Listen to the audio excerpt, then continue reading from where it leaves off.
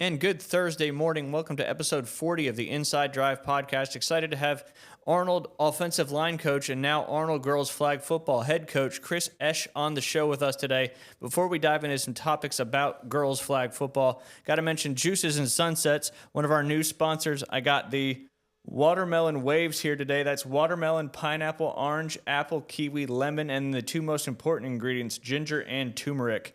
You can check them out on Facebook. Just search Juice and Sunsets. And, of course, you can go to their website to order, juiceandsunsets.com. I had my son try the ginger shot yesterday. He was kind of hesitant, and then after he took it, he's like, I'm never going to take it again. I said, that ginger is so good for your gut, your energy, all that kind of stuff. So if you're looking to get a little more healthy in your life, check out Juice and Sunsets. Lots of different options, lots of good health stuff for you to get a little bit more energy and a little bit more gut health, because as we all know, your health starts in the gut, and Juice and Sunsets can certainly help you with that. And, of course, Golf Plus, one of my favorite businesses here in Panama City Beach, not just because they're a sponsor of my show, but because Alan is such a good local businessman and knows his stuff about the game of golf. So if you want to improve your score, Golf Plus is the place to be in Northwest Florida with all the tools and expertise to help you. Their shop is filled with every golf brand you could possibly want. The repair shop, second to none. Fast tour van quality repairs every time. I can vouch for that for sure. Had some nice repair work done from Alan there in the shop. He's down at the PGA show right now, but the shop is still open. Golf Plus has been featured in both Golf and Golf Digest magazines as one of the top club fitters in the country. They can really help maximize your potential with their fitting simulator and fitting carts. Don't have time to play a real round of golf? Bad weather like we got coming up next week? You can book a round of golf on one of two of their simulators in the newly renovated golf shop. They're specialized in club fittings, retails, and of course repair as well. But their retail shop has got every manufacturer you could possibly want. Shirts, hats, golf balls, whatever your golfing needs is. Golf Plus has it. They are located in the shops at Edgewater next to Firefly. You can give them a call at 850-249-2726, or you can visit them online at golfplusretail.com. You can also book your fittings and book your simulator time as well at their website. Now let's bring in Coach Chris Esch. Chris, thanks for coming on today. How are you doing? Good, sir. I'm excited to be here. Glad to have you. That is for certain. Real quick, before we dive into the girls' flag football stuff, do want to mention all of our local sports, the district tournaments that are going on now in soccer. But I'm going to start with the Gulf Coast men's and women's basketball team. After last night's loss, unfortunately, to Northwest Florida College, the number 4 team in all of JUCO. It was a well-contested game, but at the end of the game, Gulf Coast just got a little bit cold, ended up losing that one 96-89. They dropped to 13-3 on the season and 1-2 in conference play. Girls had a little bit better luck last night against Northwest Florida State College. They won that game 60-54. Their record now improves to 13-3, and same as the boys, 1-2 in the conference. Do want to mention all the district tournaments that we talked about on Tuesday. A lot of games happened on Tuesday. In the girls 5A District 2, the Arnold Marlins unfortunately took a loss there to Lincoln. Lincoln moves on to play Childs, who's the number 1 seed in the district tournament. That gets underway tonight. And then Mosley has their semifinal game as they had a first-round bye. They will be hosting Leon over there at Tommy Oliver Stadium. Obviously, the winner of those two games will move on to the district championship. On the boys' side of the 5A District 2, Arnold had a bye as the number 1 seed in the district, as they are one of the top teams in the country again. As I always mention, a good friend of the show, Coach Jonah Hammond, does a fantastic job with those boys, Arnold Marlins. They will take on Leon as Leon advanced against Mosley on the first, or with a 1-0 victory. Leon beat Mosley 1-0. So Leon will come to Gavlac Stadium coming up to tonight, 7 p.m. Get out there and watch some great soccer. On the other side of the 5A District 2 bracket is Childs and Lincoln. Winner of those two games will go on to play in the district championship, 5A District 2. Moving on to the 4A District 1 girls soccer tournament, you've got Bay High School in that one. They won their game on Tuesday 4-0 over Rickards. That earns them a game at Wakulla. Wakulla is the number 1 seed, had a first-round bye. And then West Florida beat Godby 8-0. I believe that is the mercy rule in soccer. They will go on to play Fort Walton Beach at Fort Walton Beach. That is, both of these games are 6 p.m. tonight. Winner of those two games will move on to the district championship. Again, that's the 4A District 1 championship in boys soccer. On the girls side of things, I hate when ads pop up and then you accidentally click them. It's annoying. Anyway, getting back to that, Fort Walton Beach had the bye, number 1 seed. West Florida beat Rickards 3-2, so West Florida and Fort Walton Beach will be in the first semifinal. Bay boys beat Godby Tuesday night 4-0. They will take on Wakulla in the semifinals. Winner of those two games moves on to the district championship, the 4A District 1 championship. I try to cover all the major schools, not the major schools, but all the Bay County schools here that are playing in the district tournaments.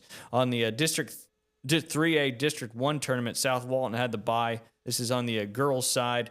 Walton and Destin played to a 3-1 victory for Walton. South Walton will take on Walton, little Walton matchup there. Pensacola Catholic beat Pensacola 9-0. That makes, if it was 9-0, that means they scored 9 goals in the first half. And then Freeport eliminated Bozeman. Again, this is on the girls' side. So Pensacola Catholic will take on Freeport. South Walton and Walton, winner of those two games will move on to that championship.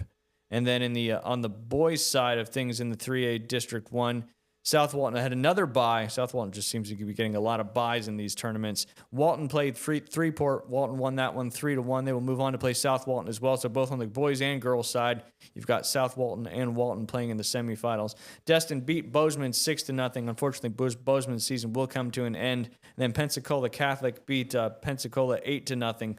So you got Destin and Pensacola Catholic on one side, Walton and South Walton on the other side. Moving on to the 3A District 2, couple teams in this tournament from our local area. North Bay Haven was the number 1 seed on the, again, it's the boys' side of things. Good season there for the North Bay Haven Bucks on the boys' side of soccer.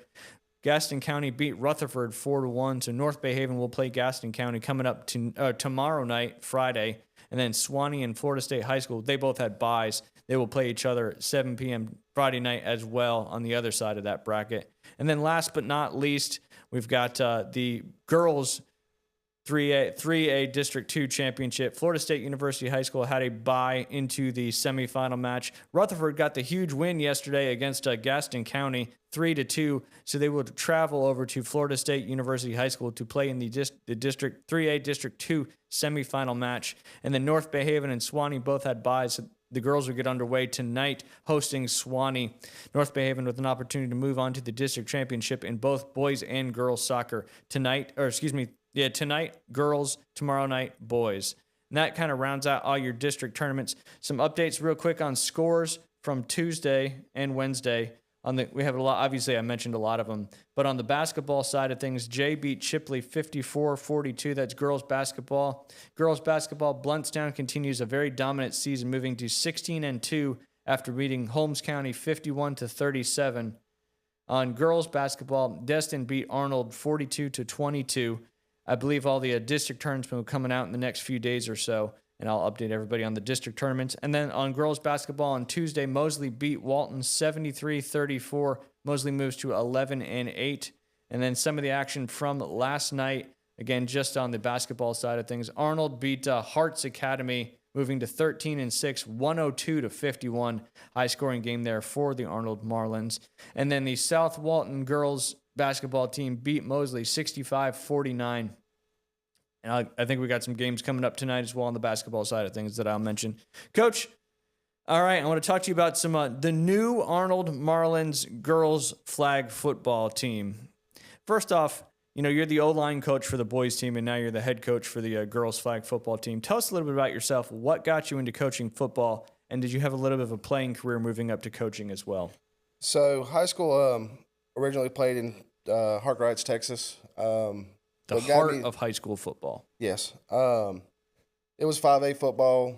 You had everybody coming in and out. But the best thing about that got me into coaching was the men around it. My dad being deployed twice during my high school career. Just kind of the father figure aspect of it is what I kind of enjoy about it. Awesome. Now, playing career-wise, I've never played in college, but I did coach in college at Troy University as a graduate assistant with the special teams under Chip Lindsey. Nice. And I've been around high school athletics for 10 years now, with girls softball and football itself. What got you here to Arnold? Just a change of scenery. I was teaching in Alabama. I was 7 core subject teacher for my first year, right after COVID, and just looked for a different change. Florida would look like a good move to be at. Absolutely. Florida, certainly a great state to live in, no doubt about that. Your brother Austin coaches with you, yeah, obviously on the boys' side, but is also going to be helping you out with the girls' flag football team. How fun will that be able to do with your brother with this new sport and all that stuff? I think of the dynamic of it. I got to coach him his senior year in high school. I was his offensive line coach at Daleville High School in Alabama. But I think it's the competitiveness. I think he's really trying to build that offensive role with us in flag, and I'm going to try to outsmart him on defense. Nice. So it's going to be brotherly action on it. So not only, your team trying to be competitive, but a little competition in between the coaching staff as well. Yes, sir. Why did you want to end up coaching girls flag football? I think just the newness of it, the reteaching of me when it comes to understanding football a lot better. I think that with this being a huge sport, I thought it'd be fun to just jump into it right then and there. Yeah, absolutely. Kind of a little different scenery as well, regular football or tackle football, I guess we can call it, versus flag football. Two completely different things, and kind of being able to, quote unquote, learn the game a little differently than, you're certainly used to. With that being said, how would you describe your coaching philosophy and how it will differ between tackle and girls flag football? So the intensity in tackle football, you got to harp fundamentals. And I think that's going to be the same thing moving over to the girls' side of this. But it's going to be about quickness and how fast you can get the ball out and just maneuverment. Absolutely. You got to be a lot more flexible in this game than hiding behind blockers and. Yep, it's once you got the ball, it's just you out there, and you gotta make the plays. That's for sure. For sure. Tell us a little bit about the game itself, the game length. Blitzing. Is there a rush cone? Timeouts. How much different is it? What are some of the specifics with girls flag football that people may not know? So you're going to be able to rush. You can send up to 2 blitzers essentially. But I think it's going to be about the coverages. There's handoff still in with running game. There's screen blocking, kind of like basketball. So the aspect of this is just trying to keep the girls safe because there is flags and contact. So if you do intentionally try to hit the girl, there's a flag for that. Yep. And I've had girls ask, "Can I tackle?" And I'm saying we're going to have to learn the rules on that. Especially teaching these young girls about this. I was talking to parents too, and I said the most things that girls know about football is Travis Kelce. So I was actually shocked when I actually started talking to some girls when they actually knew a lot more about football than I was give them credit for. So probably a pleasant surprise there for sure. Yeah, I mean, I think football is such a it's obviously they say baseball is America's pastime, but the numbers speak for it. Football, especially on the NFL side of things, is the biggest sport in America. There's no doubt about it. So, and all these things that are happening with the flag football, being a national sport, moving into college a little bit more. Obviously, the Olympics is a big part of it. So, on the just some questions because I'm curious myself. So, it's the same thing with like rec flag football or lower level flag football. The blockers, they can basically just get in a spot and screen. They can't move and block. Right? They have to stay still. Shuffle your feet. You have to hands behind your back, plant and be where you are. That's cool. That's what I assumed, but you never know. Every level is just a little bit different. Some of the rules, first downs. How many first downs and that kind of stuff are out there? So essentially, you have a 20-yard play area for a first down. So in the field that it's divided up, it's still a 100-yard football field with 10-yard end zones. Okay. But it's an 80-yard football field. Gotcha. With 10-yard end zones, and then you got 3 20 yards. So there's 3 opportunities for first downs. There's 3 opportunities for first downs. Because I know there's a lot of flag football where there's just one opportunity for a first down. So I think that's a little bit better for sure. More kind of any other specific rules out there that people may not know when it comes to flag football. Obviously, your goal is to pull the flag. Is it the flag where you're down, or is it the ball? So they've, if you read the rule book that FHSA had put out, you can pull the flag, but if, let's say, your flag loses in contact, going for a ball or a catch or run while you're running before the ball's in the air, it's one-hand touch now. Gotcha. So they're very specific on the motion of the game, the characteristics of what qualifies as a down. You're not even allowed to punch for the football. So if you're trying to go for a normal fumble like you see in the NFL or As soon as college, that ball hits the ground, the play's dead. it's right? dead. Cool. It's very safe. I do know with this becoming a very progressive sport, with the Olympics getting into it in clubs sports in college, Guardian Cap has actually made headbands for it too now. When we played some 7-on-7, and obviously you got the full guardian cap, but you see that one that's kind of like the halo-ish one. So is that required for them to wear? So it's not. The only thing that the girls actually have to wear is a mouthpiece. Gotcha. So a lot of my girls that are coming from soccer or basketball, they're going to have to get used to running with a mouthpiece Yep. in. And it's those little things that you got to get kind of used to that they may not be used to. So at practice, we're going to wear mouthpieces. We're going to get used to flag pulling. There's going to be a lot of drills about flag pulling. Yep. And people, that have maybe watched flag football on TV and stuff like that, I can personally say trying to pull flags is not an easy thing. I think it's almost harder than trying to tackle somebody because your timing has to be good, all that stuff. So that's, you're definitely going to have to work on that quite a bit. Some of my other questions with, in regards to the actual game itself, are there any no run zones? I know that's a common thing for flag football. So maybe not in the high school level. Because I know some leagues, like if you're within 5 yards of a first down or 5 yards of a touchdown, you can't run the football.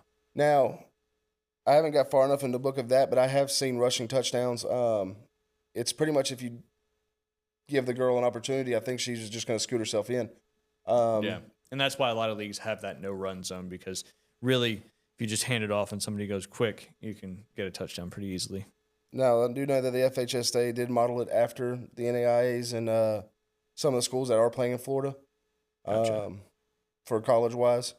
So, like I said, again, like an aspect of something we got to get used to, and just being a little bit more polished up on the rules. Now, is there a pass clock for the quarterbacks? Now, from my understanding, if she's rushed, no. Gotcha.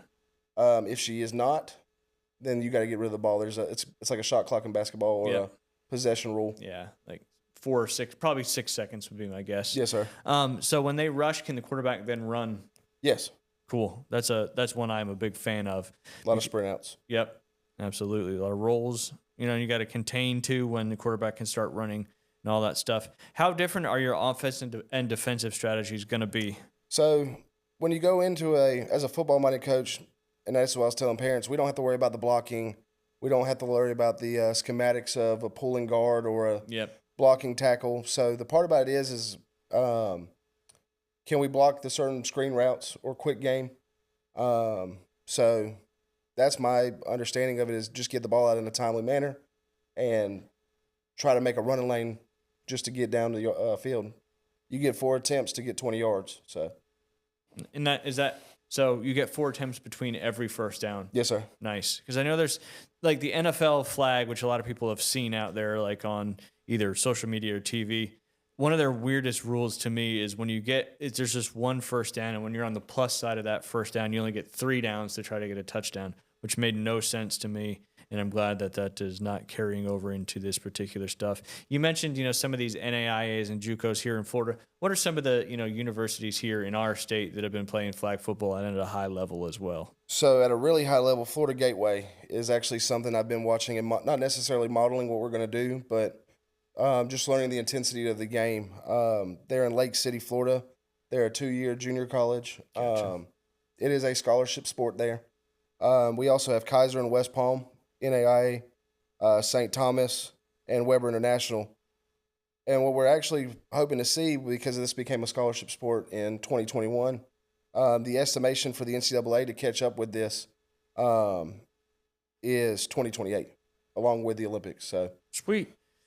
You hear that, Gulf Coast? You could fit a flag football team on your baseball outfield. So or flag football field, excuse me. Let's try to get these girls some opportunity now that you're going to be having some homegrown flag football girls playing through high school. So maybe we'll see a Gulf Coast or somebody else locally do that in the future. Obviously, like you said, the NCAA has approved it and should be a fully sanctioned sport in 2028. So some exciting stuff on the girls' side of the game of football. Couple more questions for you, Coach. Yes, sir. Do you have any quarterback prospects, or are you fully starting from scratch with all your players? So when me and my brother got announced to do this, we actually took over about around October, and we got pushed into a playoff game. So we were actually kind of caught off guard by, has anybody ever played the sport? And Madison Humphrey, who's going to be one of our quarterbacks, we're actually glad that she has been able to play this sport before in South Florida. So the first thing we did was get her a football, Nice. so she could throw on the weekends with friends and just get used to doing that again.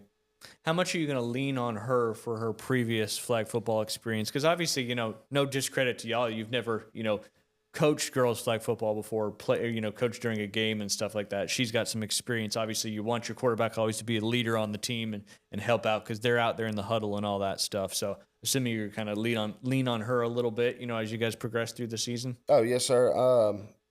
In just about any sport, and I've coached softball beforehand too, you lean on your pitchers and your catchers. Yep. Especially when it comes up to batters, the way that they're standing, they know what they're looking at. So with Madison, we're hoping that she brings a little bit more knowledge to this game to help us advance faster throughout the weeks.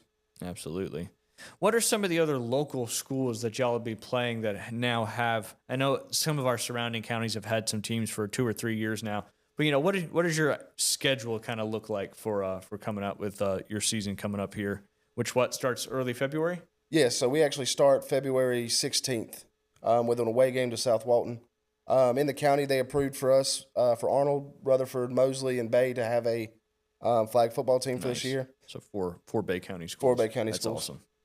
Very cool. I do know that Destin's had a program for a little while. Choctaw obviously has one of the growing sports for it. I think when we went to a softball game there last year, they had at least 40 to 50 girls out there playing.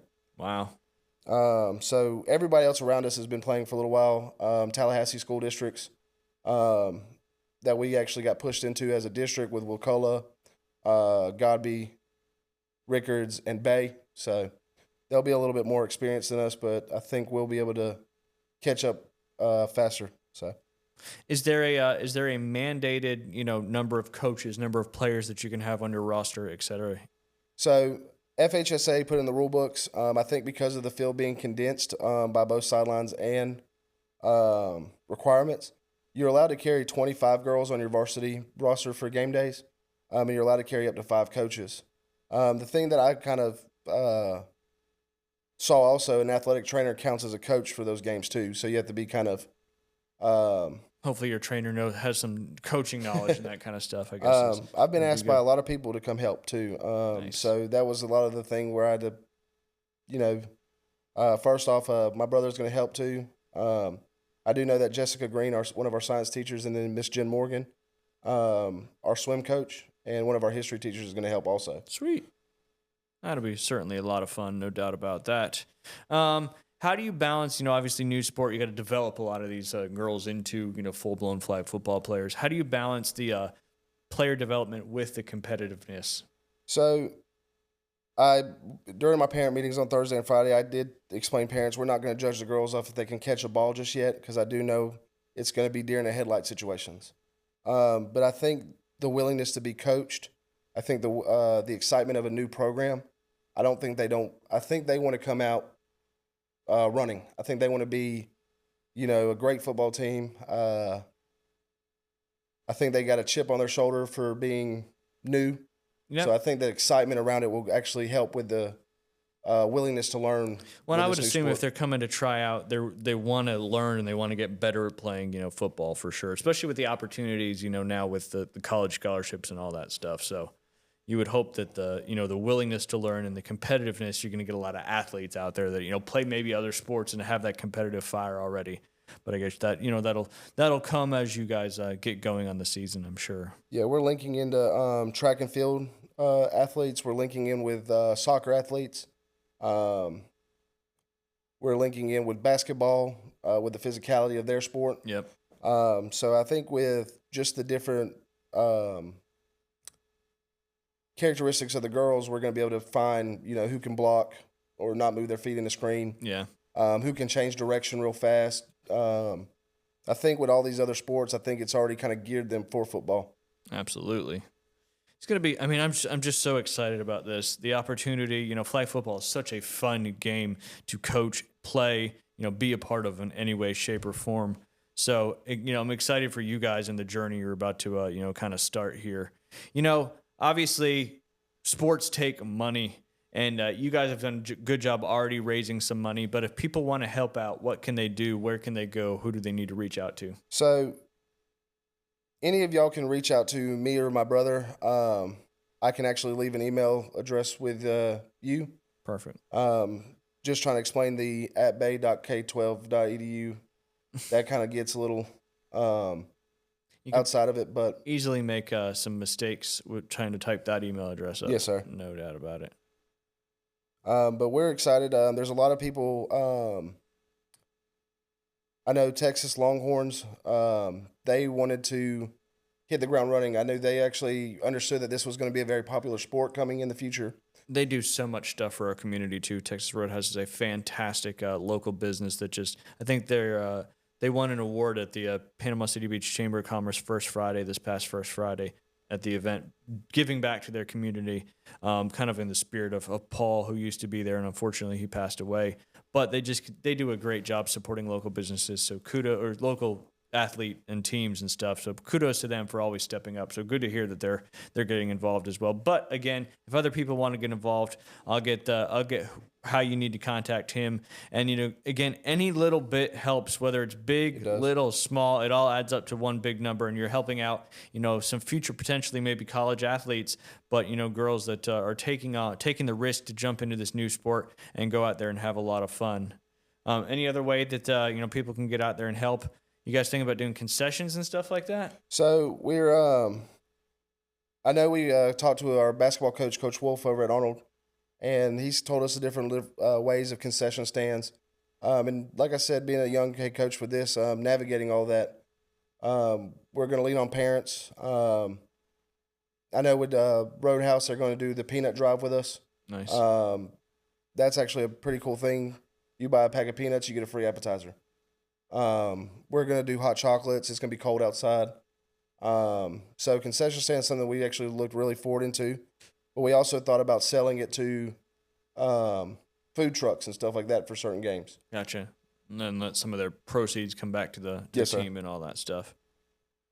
I also do know moving forward with all the other things too, we are going to lean, into a booster club. I know a lot of realtors have helped with sponsorships. I think that last time I heard from it, I think Tropical Smoothie is going to help with pregame meals. Smoothies. So after this, I'm actually going to go look at more sponsorships to go help raise some money for our girls.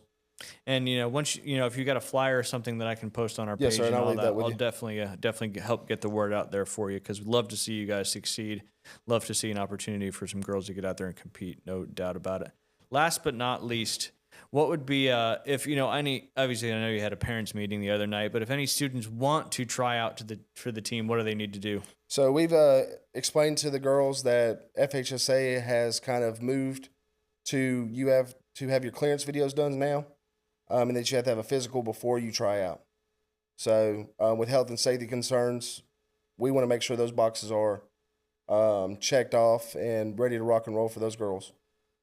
And I know that we've got a good push already. I think the last number that we saw just between the interest meeting and now, between the 30 girls that are interested, we're somewhere between 13 and 15 already cleared for Sweet. Monday. Good. So Monday's the tryouts. So, I mean, if you're going to get your physical in, you probably need to get out there either this afternoon or tomorrow. Yes, sir. Because it's all of a sudden it's Friday again, and Monday will be coming up quick. No doubt about that. Do they need to officially sign up to come to tryouts? That's what the clearance thing is. So when they do it through FHSA or Clearinghouse, they have to click on flag football, and we'll get a roster that day of who's perfect going to show up. Sounds good. So you really just need to do that, and then you guys will know that they're coming there on Monday. Certainly, you guys are potentially playing in it, or not potentially. You are playing in a little preseason tournament as well. Yes, I'm very excited for this. The NFL, since the old play 60 days, they've moved over to girls flag football as well now, and they're working on essentially preseason classics. I know that the Jacksonville Jaguars reached out to us, and without hesitation, we said, I think this would be a cool experience. At no cost to y'all? No cost to us, just travel. I'd love to hear that. They're going to feed lunch. They're going to tour Everbank Stadium. They're Sweet. going to the games are going to be hosted in 3 different areas. One in the practice facility, the indoor. Some games are going to be in the stadium itself, and then there's a smaller one that we actually got to walk through right before our game in St. Augustine. We had a little walkthrough area. Nice. Amex building. It was nice. Sweet. Well, that'll be. I mean, just going to do that will be a ton of fun for the girls that Yes. end up making the team and getting out there. I didn't ask this question. Are you going to have? I mean, you probably don't know it yet because you don't know who your team is made up of. Are you going to try to have a specific offense and a specific defense, or are you going to have people crossing, playing both sides of the football? I think with the athletes that we're going to get with the track girls and the soccer and basketball, I think we're going to be able to find 2 or 3 two-way players. It will be definitely a skill set of, changing direction, mirroring somebody. But I expect at least 2 or 3 girls that are up to the challenge of being two-way starters. Sweet. That'll be it's one of those things because you want to get as many people in there, but too at the same time, at the end of the day, you're trying to win football games out there as well. So totally understand that. Obviously, both sides of the ball.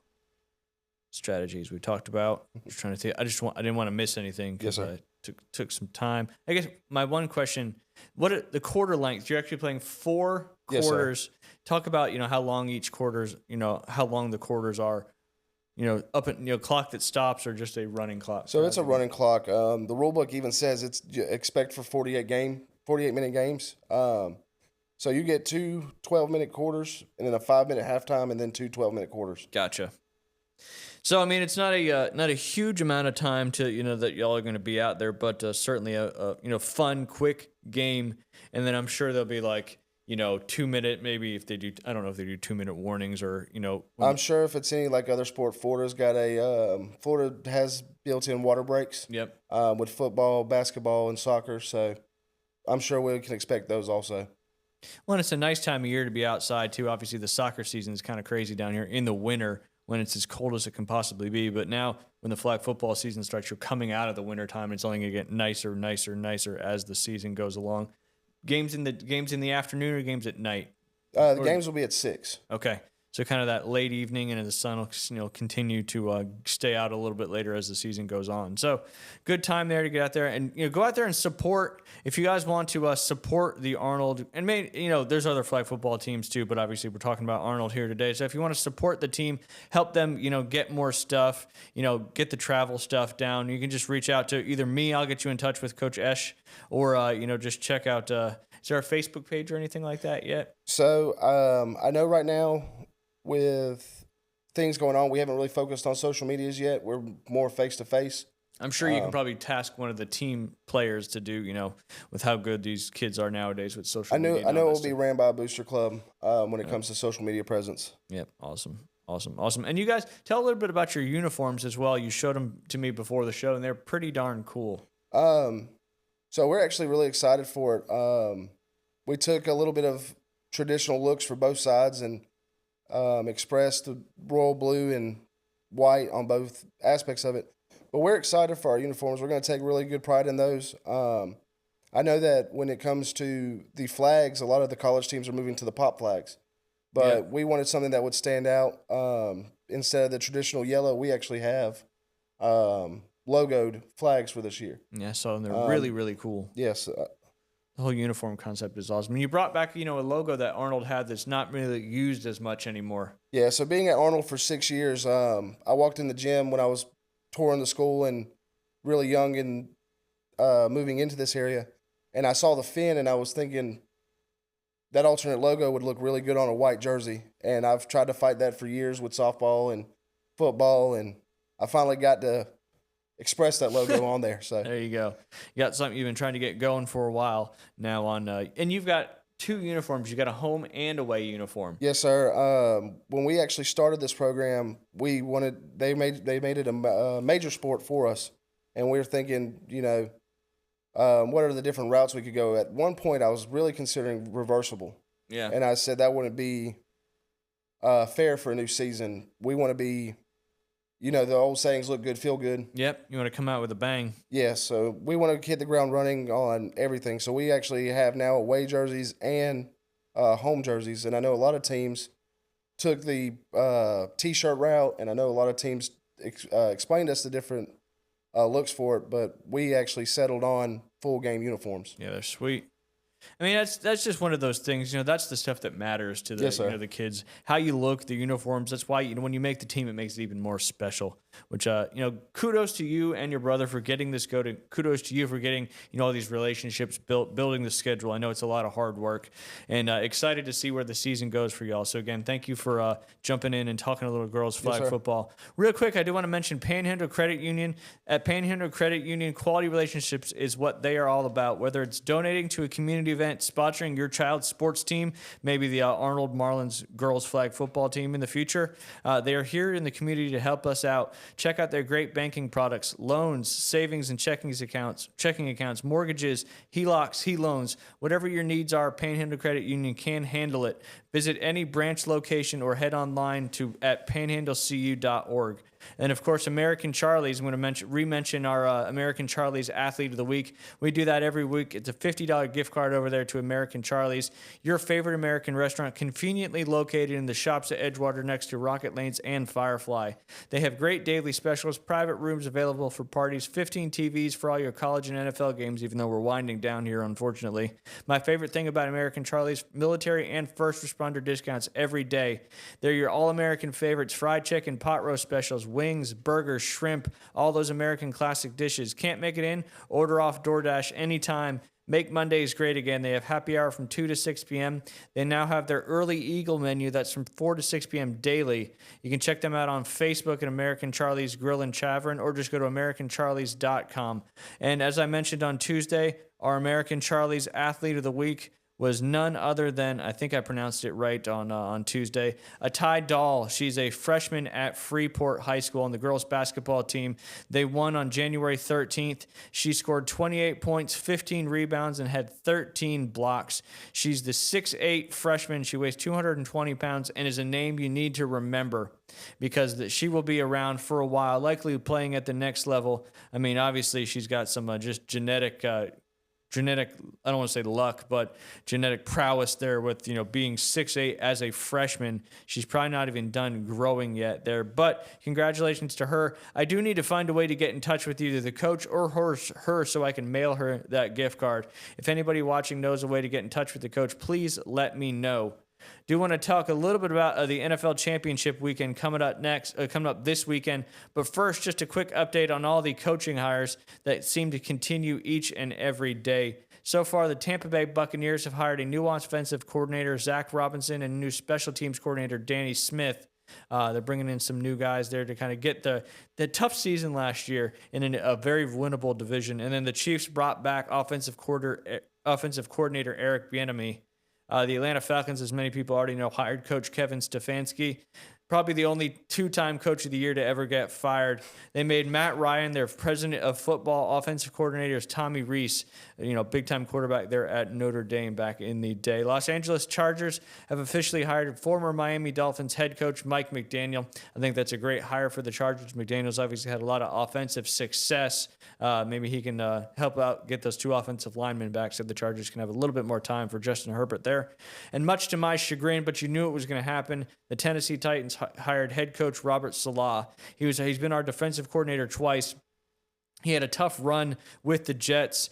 Didn't really, in my opinion, give him much of a shot to, bring the Jets back. But, and I hate to dog the Jets, but if you're a realistic fan, you kind of know. But it seems like just the Jets have always been, been very tough the last several years, maybe for a while since the Joe Namath era. Miami Dolphins have hired new head coach Jeff Hafley and general manager John Eric Sullivan. The Detroit Lions hired offensive coordinator Drew Petzing. He was the Cardinals OC for the past 3 seasons. And then it finally became official a few days ago, but it was in conjunction. They were just working out the details. New York Giants hired John Harbaugh to be their new head coach, obviously former Ravens head coach for a long time. One Super Bowl win and a lot of postseason appearances. Washington Commanders hired offensive coordinator David Blau, or that might be Bly. I forget how to pronounce that. And those are all your new hires, GM coordinators, and still a lot of open positions out there. Coach, what do you think about some of these new hires? I'm actually really excited to see Robert Salah back at a head coaching job. Yeah, Um, being a Jets fan, I'm not one of the fork and pitchfork kind of guys. yeah. I don't like seeing people get run out of town, and I'm glad that he's getting a second chance in that role. He's a great culture guy too. He is. The team loved him. He spoke very well in interviews. Yeah. Just everything you wanted a head coach. He was, time management wise. He, like I said, everybody loved him. So I think I'm excited to see him back in that role. Your stadium partner, the New York Giants, what do you think about them hiring John Harbaugh? They seem to have a lot of pieces of players already in place, but they just couldn't get that head coach to get them to that next step. Obviously, they need to draft some positions and maybe make some trades or just pick up some people in the offseason. What do you think about Harbaugh moving over there to the Giants? I think he's got a lot of toys to play with. You got Jackson Dart, you've got Scatterboo, you've got Neighbors. Yeah. I think he's going to really enjoy that offensive side of the ball there. And looking at it on the Jets side, I think, it's about time to start taking notes by other teams. Yeah. Young quarterbacks. We're in the position of that coming up now with the draft. It's about time. We got a really good receiver in Garrett Wilson. Yep. We gave up Sauce Gardner to the Colts. You got Breece Hall. Yeah. You got the rookie from this year who's probably going to end up being a really good running back as well. Anderson, maybe? Yes, Anderson. We also have Agent Zero, Brandon Allen. Yep. But right now it's about signing Breece back. Yep. If you want a young quarterback to succeed, especially with how Darnold's looking with the Seahawks, a run game and play action really helps develop those quarterbacks. Absolutely.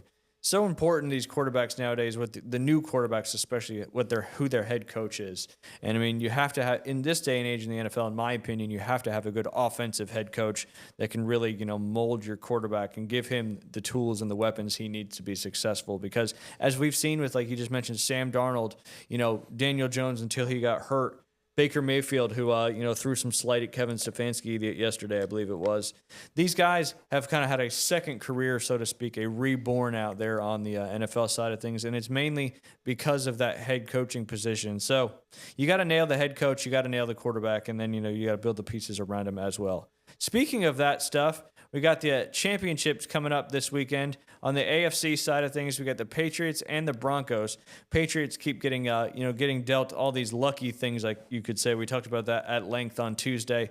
But what do you think? You think the Patriots, take down Jarrett Stidham and the Denver Broncos? New England is a 4.5-point favorite going into that game with a total of 42.5. The only thing that gets me with that game is Jarrett Stidham has played in this league. He's serviceable for sure. He's serviceable, and Sean Payton's also his coach. Yep, the quarterback whisperer. He's very creative. Yep. You saw that in the playoff game against the Bills. Was it who they play last? It wasn't the Bills last week, was it? Yeah, it was. Yeah, it was. It was because that controversial interception / catch. Yes. You saw him being very creative. I mean, 3 tight end set, sneaking a lineman out there. A lot more 13 personnel in the league this year. Yes. I think that's just trying to expand, not necessarily widen the field, but see how much you can play in the box. Yep. Get that. And Broncos have a great run game too as well. And, statistically one of the best defenses in the league. So I think their defense can keep them in the game. And if Stidham can just not make any mistakes, I think they'll be okay. I think a lot of people are overlooking the fact that he's been in the league for a while. He was there with Tom Brady for a little bit. He had a little bit of success. I don't want to say success, but he did okay for the Raiders when he was there. So, he's been there all year. He knows the receivers. He knows the running backs. And obviously Sean Payton's probably flipped the switch and really given him everything he needs to do. Over to the other side, much to my chagrin, the other two NFC West foes facing off against each other in the NFC Championship, Rams and the Seahawks. I think this is going to be a heavyweight fight. Who do you think comes out on top? When it comes out on top, it's really honestly, it was kind of the national championship. I think the first one to 21 wins when they score points. But you got really great defenses. Seattle shut out pretty much. Yeah. The San Francisco 49ers, and you're talking about the weapons. Twice. Yeah, week 18 and then in the playoffs. Yep. Unfortunately. So you got a really good defense there. So if the Rams can get lucky enough to score 21 points, I think they've got a shot. The Rams have a lot better front four than the Niners did. So if I feel like they can get pressure on Darnold at some point, if he starts getting hit and he starts having to be a little bit more mobile outside of the pocket, do you think that Rams front four verse and those guys, Fisk, can get some pressure on him. And he hasn't seen that kind of pressure now in a while. His last 2 games were against the Niners, and their front four was just so decimated they couldn't even get to him even close. So I think the Rams are the opposite of the Niners, where they'll be able to get a lot of pressure on Darnold, and hopefully he can rise to the challenge. But I mean, I don't know who to root for in this game. I think I'd rather see the Rams win, because the Seahawks have just beat us twice, and I know more Seahawks fans than I do Rams fans. There's just not a lot of Rams fans out there. So, but I would like to see the Rams win that game. Will they win? I don't know. Right now, Seattle's a 2.5-point favorite. That total is 46.5. I like what you said, though. First team to 21 is probably going to win that football game. I don't know if it'll be high scoring or low scoring, but it'll be. I think I'm more interested in that game than the AFC Championship, simply because what are the Rams going to do to affect that Seahawks offense, and vice versa? How are you going to slow down Puka Nacua, Devontae Adams, all that stuff? Sure, it should be a great championship weekend. Both on Sunday. The first game is 2 p.m. That'll be on CBS, and then the afternoon championship will be at 5:30 p.m. on Fox. So enjoy those games. And then last but not least, I want to mention the games coming up tonight and tomorrow night. Just on the basketball side, because we've went over the soccer side already. Bozeman and Wewa Hitchka in boys basketball. Both teams have losing records. On girls basketball, you've got Sneads taking on the powerhouse Bluntstown, who's trying to go 17-2.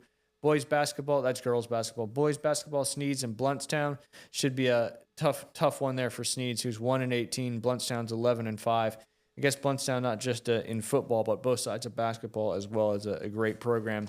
Chipley and Holmes County in girls basketball. Mosley and South Walton. That's over at South Walton. That's a big game for both teams in that one, as they're trying to push towards the the districts and then the state championship as well. And then last but not least, we already knew the Mosley girls are taking on Leon in the semifinal. And then tomorrow night, you got some more basketball games. Girls basketball, you got Arnold versus Mariana. You've got FAMU DRS versus Bluntstown. Bluntstown could be 18-2. By Saturday. That'd be pretty impressive. And then boys basketball, Bluntstown versus Liberty County. That should be a good matchup for sure. And then Bay and Rutherford in boys basketball. That'll be at Bay. Sneads at Bozeman in boys basketball. North Bay Haven, and then Mosley and Arnold in boys basketball as well. That should be a pretty good matchup. That'll be over there at Arnold. Mosley 14-7, Arnold 13-6. And then, of course, you've got probably some stuff coming up this weekend as well. You got Arnold and North Bay Haven at basketball on Saturday. That's boys basketball. Bay and Fort Walton Beach and boys basketball as well. Arnold and North Bay Haven girls basketball. Mosley and Childs and girls basketball. I'm pretty sure that rounds out the season. I could be wrong, but we'll talk a little bit more on Tuesday about the district tournaments coming up on the basketball side of things. Good luck to all the local soccer teams. Coach, thanks for coming in and talking a little girls flag football. Again, we'll put out some information on how you can help out, what you can do, and if you want to attend tryouts, make sure you get your clearance form done with the FHSAA. Appreciate you tuning in. Please subscribe to YouTube. Follow us on Facebook. Check out all our podcast channels, Apple, Spotify, Audible, anywhere you consume your podcast. Go out and check it out. Again, we appreciate you listening to The Inside Drive, and we hope you have a great weekend. We'll see you on Tuesday.